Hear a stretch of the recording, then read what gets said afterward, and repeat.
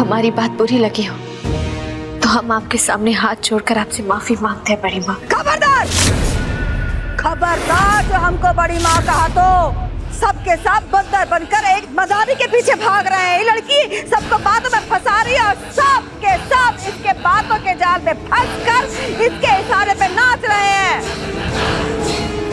बड़के बउआ तो पहले ही इसके प्यार में फंसकर इसके डुगडुगी बजाने पर करतब दिखा रहे थे, बाकी सब के सब इसके बातों में फंसे जा रहे हैं।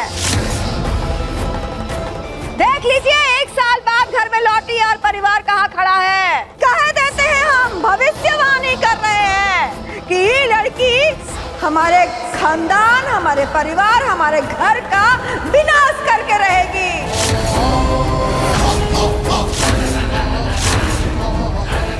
अब तो विधाता ही बचाए।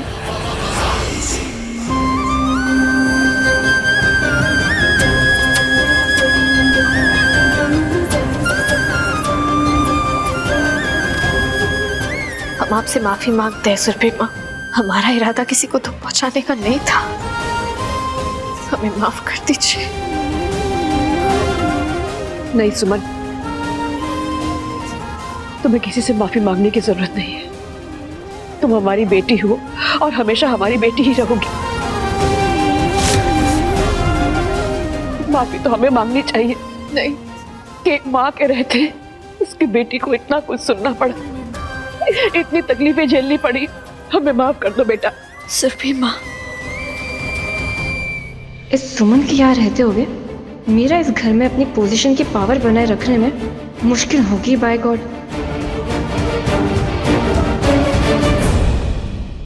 कांग्रेचुलेशंस पप्पी, सुमन ने आपके प्यार को एक्सेप्ट कर लिया।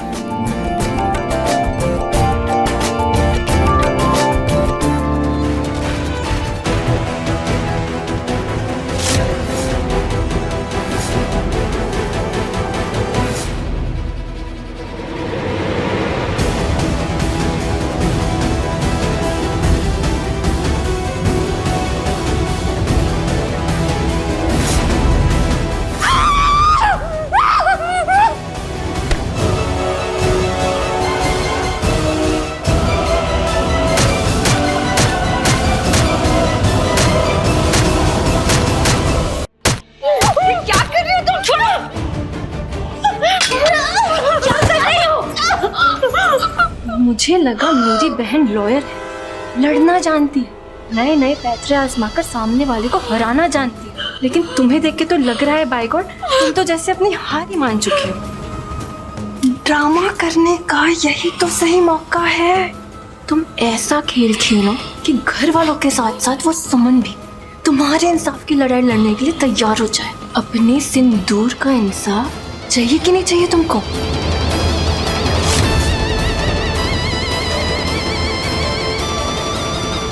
चलो हम सब लोग वट सावित्री का उपवास खोल लेते हैं।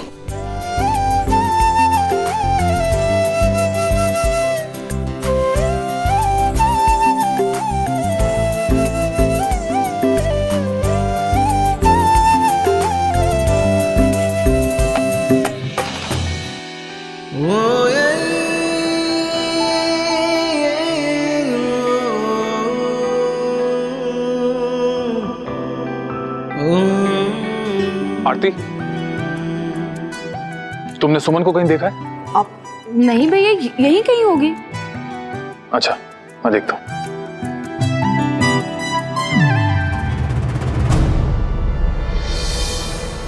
अंशुमन जी, सिचुएशन चाहे जैसी भी रही हो, संध्या के साथ इंसाफ होना ही चाहिए। वक्त ने हमें बहुत कुछ सोचने पर मजबूर कर दिया है, लेकिन हम भी एक लड़की हैं और उस दुख को अच्छे से समझते हैं कि एक लड़की के लिए उसके पति का साथ कितना जरूरी होता है।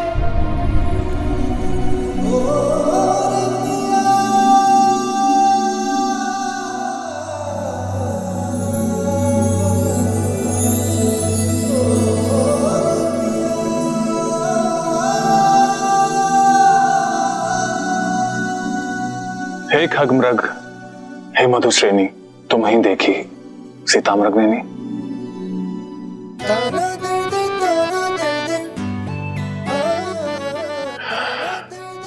सुमन, मैं बहुत लकी हूं। आज के दिन मुझे मेरी पत्नी वापस मिल गई। जो मेरे पास होके भी मुझसे दूर थी, वो फिर से मेरे करीब है।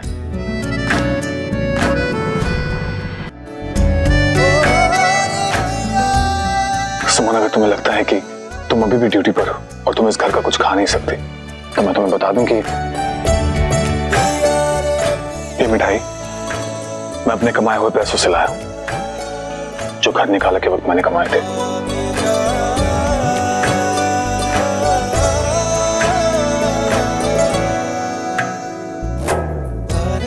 अब मैं आंखों में आंसू नहीं, बस इस चेहरे पे हंसी देखना चाहता हूं, बस।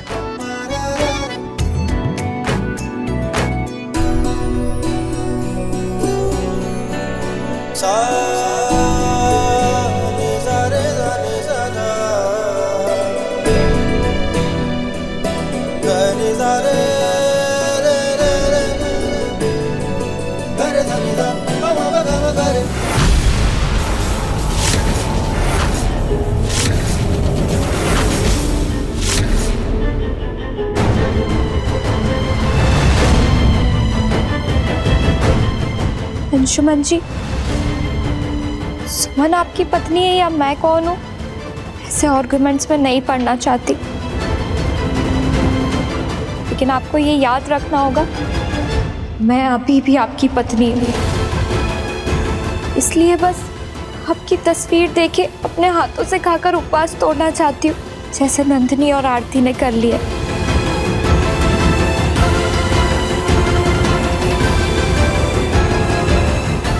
मिल गया मुझे अपना जवाब।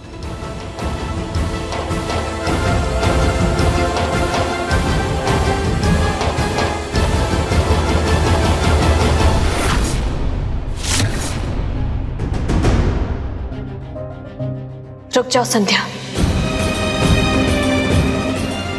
संध्या बिल्कुल सही कह रही है अंशुमन जी।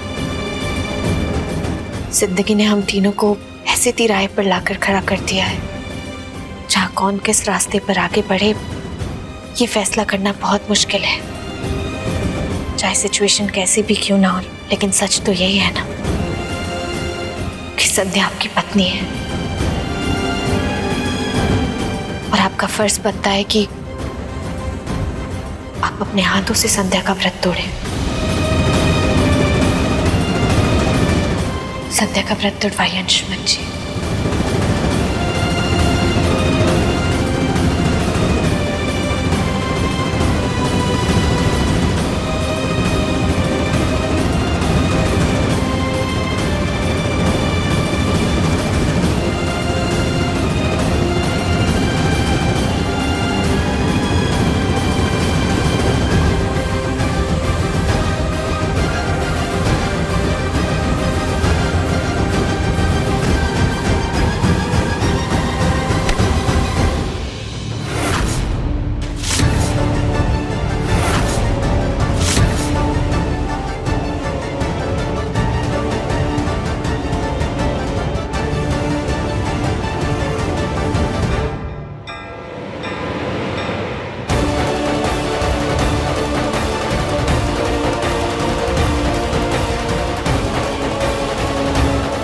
संध्या,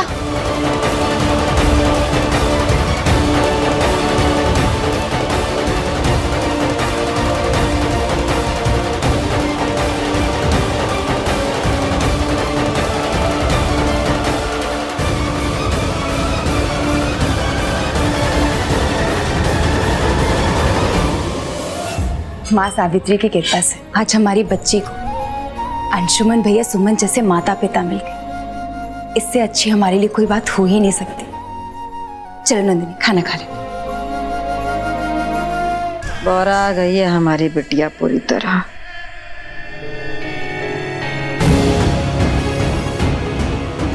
अरे संध्या दीदी, क्या हुआ आपको?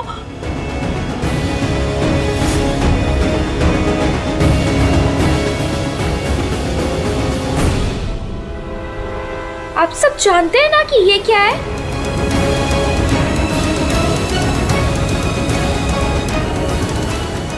अंशुमन जी, क्या आप बता सकते हैं कि ये क्या है?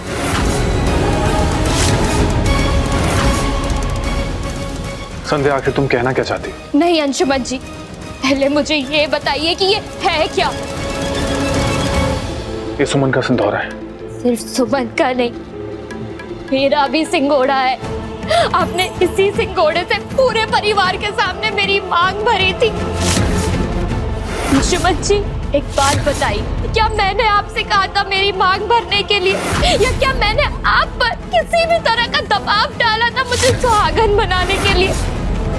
नहीं ना, आपने खुद अपनी मर्जी से मेरी मांग को सिंदूर से सजाया था। और जब सुमन वापस आ गई है तो आपकी नजरों में मेरी मांग में सजे हुए सिंदूर की कीमत खत्म हो गई। हाँ, हम मान सकते हैं कि हो गई है, लेकिन अब हमारी यही पहचान है, क्योंकि जब मांग में सिंदूर सजता है ना तो दुनिया की हर लड़की खुश होती है, और मैं रो रही हूँ। हम आप सबसे पूछते हैं क्या कसूर है हमारा? ऐसे समय में अंशुमन जी का साथ देना।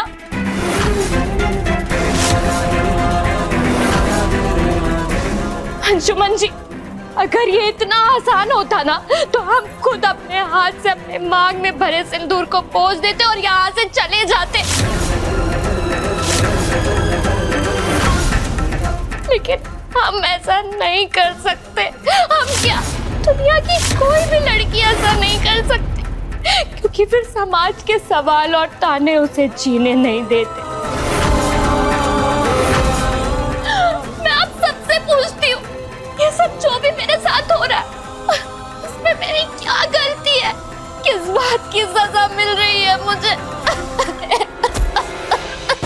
अरे संध्या दीदी, आप संभालिए अपने आप को, आप क्यों रो रही है?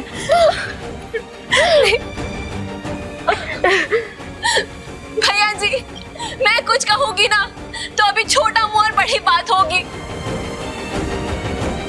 लेकिन सच तो ये है कि जब आपको जरूरत थी तो आपने मेरी बहन से शादी कर ली, पर जब आपका काम निकल गया तो आप इस रिश्ते को अपनाने के लिए भी तैयार नहीं है। हाँ चल, तुम्हें बीच में बोलने की कोई जरूरत नहीं है, उठो और अपने कमरे में जाओ। मैं नहीं बोलूंगी तो कौन बोलेगा नंदन जी? यहाँ मेरी बहन की जिंदगी बर्बाद हो रही है। बाय गॉड, जब जरूरत खत्म हो गई है तो सब मजाक हो गया है। इसे कहते हैं यूज एंड थ्रो। शायद यही इस परिवार का नियम है, लेकिन इस यूज एंड थ्रो के खेल में ये भूल गए हैं कि हम कोई सामान नहीं है। देखो संध्या, हम मानते हैं कि तुम्हारी गलती नहीं है, इन सब के जिम्मेदार हम हैं, ये परिवार नहीं। और इस परिवार की परंपरा पर सवाल मत उठाओ। इस परिवार ने बहुत त्याग किया है संध्या, ये परिवार कभी किसी का इस्तेमाल नहीं कर सकता। हाँ, हम मानते हैं अंशुमन जी ने पूरे परिवार के सामने तुम्हारी मांग में सिंदूर भरा था, तुम्हें पत्नी होने का हक दिया था, लेकिन हमें विश्वास है इस परिवार पर, वो तुम्हारा हक नहीं छीनेंगे। तुम्हें तुम्हारा हक जरूर मिलेगा संध्या, हमारी बात समझने की कोशिश करो। बंद करो अपना ये बड़ा बड़ा बात करती है इसके हक का, हैं? चूहिया मार के गोबर सुधारने का अपना ही प्रोग्राम बंद कर दो तुम। तुम्हारे नौटंकी के कारण इस भागन का हक छिना है, पता है तुमको ना? तुमको ना इस घर से, इस परिवार से छू मंतर हो जाना पड़ेगा हमेशा के लिए। इस संध्या का ना जीवन अपने आप संवर जाएगा। चलो एक काम करते हैं, तुम इसका मदद करो, हम तुम्हारा मदद करते हैं, है ना? आओ चलो निकलो घर से। बड़ी माँ,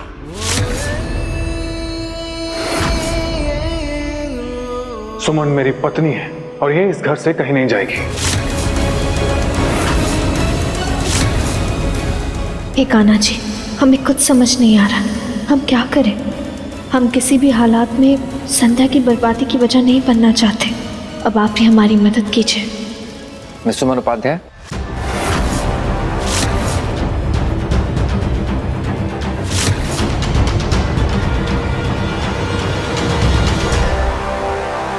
आई एम सॉरी, आई थिंक मैं थोड़े गलत टाइम पे आ गया। नहीं नहीं डॉक्टर साहब, आप बिल्कुल गलत समय पे नहीं आए हैं। तो इसको भी साथ लेके जाइएगा, भुलाइएगा नहीं है। अरे दीदी, ये हमारे घर का मामला है, हम आपस में बात करके निपटा लेंगे। डॉक्टर राजीव, वो क्या है, जब बहुत सारे बर्तन होते हैं तो एक दूसरे से टकराते हैं, आवाज आती है। बड़ा घर है, बहुत से लोग हैं, ऐसी छोटी मोटी बातें होती रहती है। I understand. बेटा आप खड़े क्यों हैं? आइए ना, साथ में बैठ के खाना खाते हैं। आइए। नहीं, फिर कभी। सुमन, मुझे लगा था कि तुम यहाँ अपना ड्यूटी निभा रही हो, पर यहाँ का माहौल देखते हुए लग रहा है कि ड्यूटी से ज्यादा तुम यहाँ रिश्ता निभा रही हो। नहीं डॉक्टर राजीव, हम अपनी ड्यूटी निभा रहे हैं और हमें ऐसा लगता है कि हम सब कुछ जान चुके हैं और कल ही हम मैजिस्ट्रेट साहिबा को बुलाकर अपना फाइनल रिपोर्ट दे देंगे। वैसे अब हमें चलना चाहिए।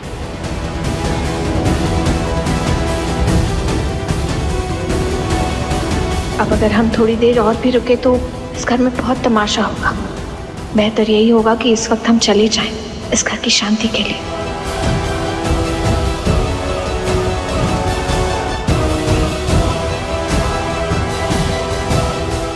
इस वक्त सुमन को रोकना सही नहीं होगा, इससे बच्ची के अडॉप्टेशन में प्रॉब्लम हो सकती है।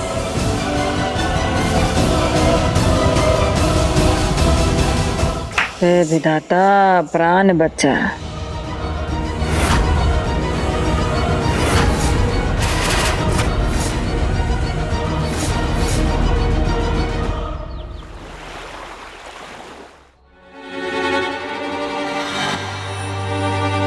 बच्ची की कस्टडी के लिए मिस सुमन ने अपनी रिपोर्ट सबमिट कर दी है।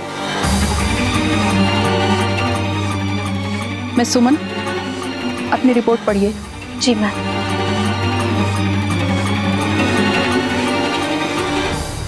हम इस परिवार के साथ बच्चे के पालन पोषण को देखने के लिए कई दिनों तक यहाँ रहे। उस दौरान हमने कई बातें जानी। ये सही है कि फॉस्टर पेरेंट्स इस बच्चे से बहुत प्यार करते हैं, लेकिन एक पेरेंट्स के रूप में मिस्टर अंशुमन और मिस संध्या एक अच्छे फॉस्टर पेरेंट्स नहीं हैं।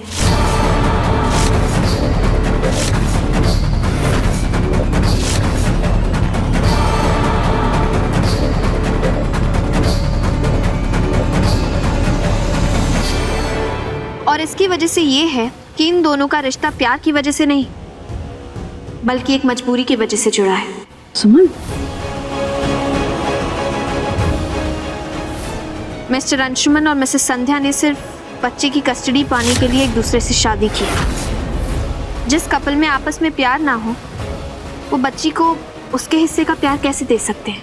इसके साथ ही हमने कई मौके पर यह भी देखा कि फॉस्टर मदर ने बच्चे को लेकर बहुत लापरवाही दिखाई। हमें बस इतना बताओ, क्या तुमने छोटी सुमन को ये कफ सिरप पिलाया? बच्ची को बुरी तरीके से कफ हो रहा था तो थोड़ा सा कफ सिरप पिला दिया ताकि वो बेटर फील कर सके। इसलिए हमारा फैसला ये है कि मिस्टर अंशुमन झा और मिसेस संध्या इस बच्ची को अडॉप्ट नहीं कर सकते। सुमन,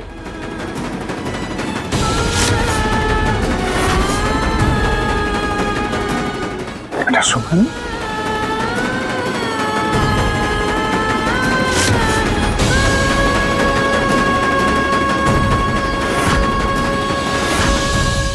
देख लिया आप सबने, देख लिया। हम पहले ही कहे थे कि ये लड़की बच्ची के जरिए हमसे बदला जरूर लेगी और कर दिया इसने। अरे डायन क्या कर रही है? सब खत्म करके मानेगी का तू? सुमन, क्या कह रही हो तुम? हम अपनी बच्ची को अपने आप से दूर नहीं कर सकते, हम मर जाएंगे। लेकिन प्लीज अपना ये फैसला वापस ले लो, हमारी बच्ची को हमसे दूर मत करो ना। दीदी देखो ना सुन।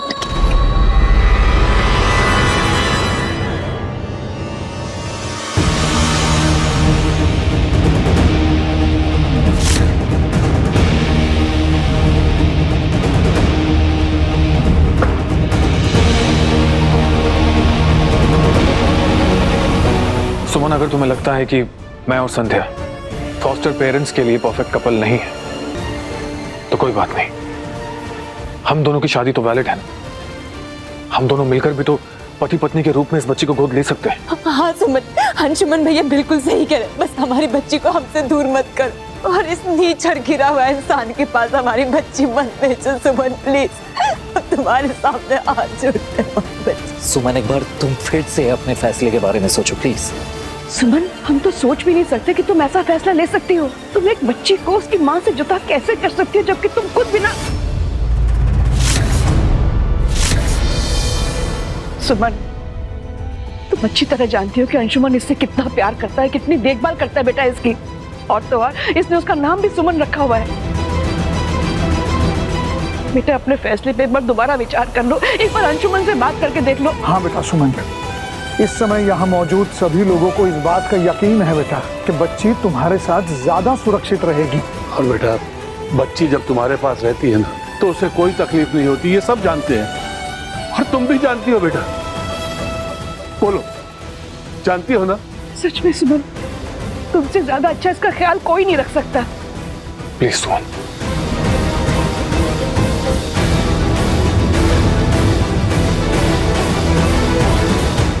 नहीं नहीं